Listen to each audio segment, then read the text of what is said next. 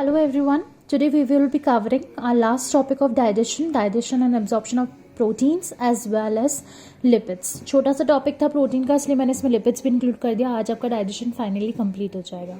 Okay, सो वही हम starting में वही देखेंगे कि प्रोटीन्स डाइट में आप क्या क्या लेते हो. डाइट में देखोगे तो वीट, मिल्क, एग, मीट, ये सब कॉमन चीज़ें हैं जो आप खाते हो रोज़.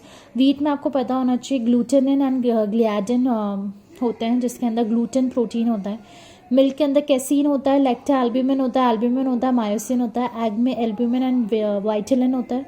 मीट के अंदर कोलाजन, एल्ब्यूमिन एंड मायोसिन होता है. सो ये कुछ जनरल चीज़ें हैं जिसमें आपको प्रोटीन कंटेंट क्या होता है वो आपको पता होना चाहिए. मैंने आपको बता दिया. ठीक है, इंपॉर्टेंट चीज़ देखेंगे डाइजेशन कैसे होता है. हम वही 3 चीज़ें हमेशा कंसिडर करेंगे: mouth, stomach and small intestine. Mouth के अंदर सलाइवा प्रेजेंट होता है जिसमें कुछ खास प्रोटीलिटिक एंजाइम्स नहीं होते. स्टिल आपको डाइसेक्राइड्स मिल जाएंगे. पॉलीसेक्राइड से डाइसेक्राइड मिलेंगे. ये तो वही कार्बोहाइड्रेट का डाइजेशन है. गैस्ट्रिक जूस जो होता है आपका मेन है. स्टमक में जो प्रेजेंट होता है ऑब्वियसली उसमें पेप्सिन होता है. प्रोटीन्स को वो प्रोटियोसिस, पेप्टोन्स और लार्ज पॉलीपेप्टाइड्स में कन्वर्ट करता है.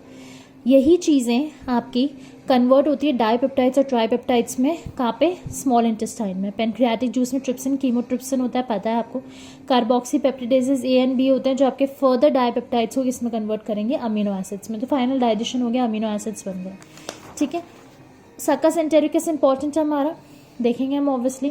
वो वही करेंगे, डाइपेप्टाइड्स ट्राइपेप्टाइड्स को डाइपेप्टिडेजेस और इनके थ्रू कैसे कन्वर्ट कर देंगे अमीनो एसिड्स में. तो फाइनल डाइजेशन आपका प्रोटीन्स का हो चुका है. अब हम देखेंगे कि एब्जॉर्प्शन कैसा होता है प्रोटीन्स का बॉडी के अंदर.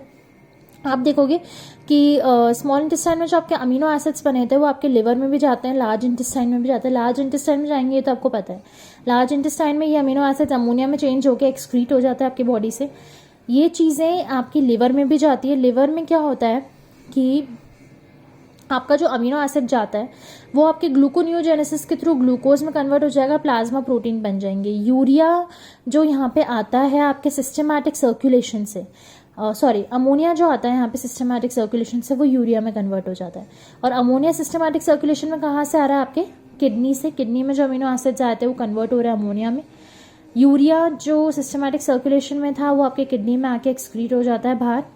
ठीक है, अमीनो एसिड्स जो है आपके टिश्यूज़ में जाएंगे, वहाँ पे ग्रोथ एंड रिपेयर का काम करेंगे, एनर्जी देंगे, एंजाइम्स बनाएंगे, हार्मोन्स बनाएंगे.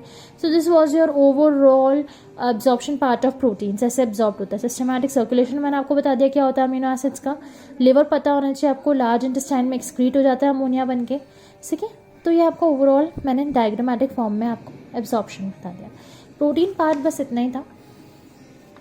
अब हम देखेंगे कि लिपिड्स में क्या होता है. ठीक है, लिपिड्स आपको पता है कि आप डाइट में जो लेते हो वो अनसैचुरेटेड और अनसैचुरेटेड फैट ही लेते हो आप generally. They are consumed in the form of neutral fats which are also known as triglycerides. Generally आप इसको ट्राइग्लिसराइड के नाम से डिनोट करोगे.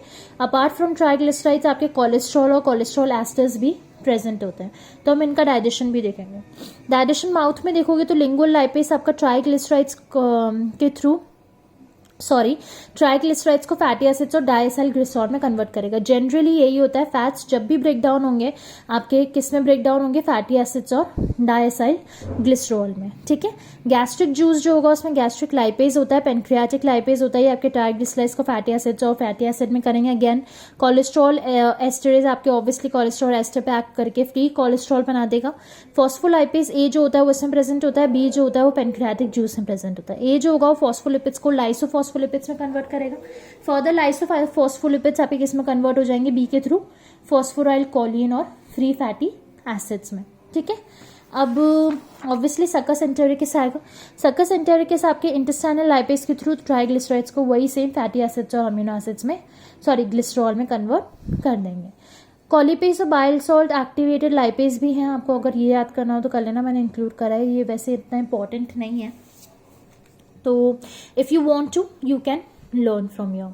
अब हम देखेंगे कि मैंने यहाँ पे एक और चीज़ इंक्लूड करी है कि ट्रांसपोर्ट कैसे होता है लिपिड्स का. आपको कुछ इंपॉर्टेंट टर्म्स थे.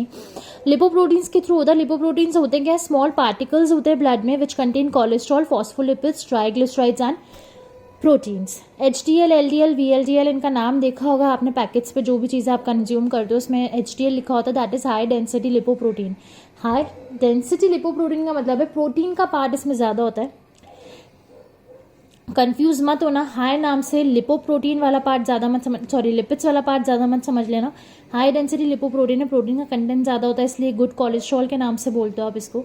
LDL जिसमें ज़्यादा होगा वो बैड कोलेस्ट्रॉल होता है। VLDL is very low density lipoprotein, मतलब प्रोटीन्स बहुत ही कम है। तो ये LDL और VLDL आपके उसमें होना ही नहीं चाहिए। Okay, now VLDL transports triglycerides from liver to adipose tissue. LDL transports your cholesterol and phospholipids from liver to tissues and organs like heart. HDL transports cholesterol and phospholipids from tissues and organs like heart back to the liver. तो ये क्या क्या चीज़ें कहाँ transport करते हैं, कैसे करते हैं, मैंने आपको बता दिया। ये 3 इंपॉर्टेंट टर्म्स से, बस आपको टर्म्स पता होनी चाहिए, क्या क्यों बोलते हैं वो पता होना चाहिए।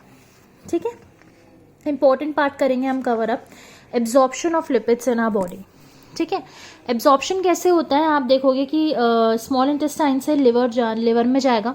ट्राइग्लिसराइड्स आपके वही फैटी एसिड्स और ग्लिसरॉल में कन्वर्ट हुए, फैटी एसिड्स एसिटाइल कोएंजाइम में कन्वर्ट होगा, और एसिटाइल कोएंजाइम में जैसे नाम आता है मैंने आपको बताया था, क्रैब्स साइकिल आ जाएगी, और क्रैब्स साइकिल से आपके बनता क्या है, CO2 और H2O। एनर्जी रिलीज होती है, कीटोन बॉडी जो होती है वो कीटोन बॉडीज बनके कहा जाती है सिस्टमैटिक सर्कुलेशन में, और सिस्टमैटिक सर्कुलेशन से ये कीटोन बॉडीज चल जाती है आपकी टिश्यूज में, जहाँ पे ये O2 में टिश्यूज में चली जाती है। सिस्टमैटिक सर्कुलेशन में आपकी चीज़ें थी ट्राइग्लिसराइड्स, ग्लूकोज, ट्राइग्लिसराइड्स। ठीक है, ग्लूकोज आपके ग्लिसरॉल बन जाएगा, फैट डिपोजिशन जहाँ पे होगा। ठीक है, और यहाँ पे आप देखोगे टिश्यूज में वही चीज़ हो रही है, क्रैब साइकिल के थ्रू CO2, H2O और ATP बन रहा है, और ये CO2 लंग्स में जाके रिमूव हो जाएगा, जैसे ग्लूकोज के केस में हो रहा था। किडनी में भी कीटोन बॉडीज जाएंगी और एक्सक्रीट हो जाएंगी यूरिन के थ्रू। तो यही चीज़ें, कीटोन बॉडीज हमेशा एक्सक्रीट हो जाती है आपकी यूरिन के थ्रू। लिपिड्स का देख लिया आपने कैसे एब्जॉर्प्शन होता है, लिवर के अंदर सिस्टमैटिक सर्कुलेशन में कैसे होता है। तो this was all your overall about digestion. ठीक है, कोई भी प्रॉब्लम हो डाइजेशन चैप्टर को लेके, कोई सा भी topic, not only this topic, comment box में डाल देना, मैं श्योरली रिप्लाई करूँगी। और इसके बाद मैं आपके नीट से रिलेटेड जो इन 2 चैप्टर से रिलेटेड क्वेश्चंस है वो अपलोड करूँगी। प्लीज़ गो थ्रू देम, आपको हेल्प होगा बहुत। नीट में कैसे क्वेश्चंस आते हैं आंसर्स डाल दूँगी, और जो भी प्रॉब्लम हो बता देना। Keep sharing my videos, subscribe my channel, keep liking it. Okay, thank you.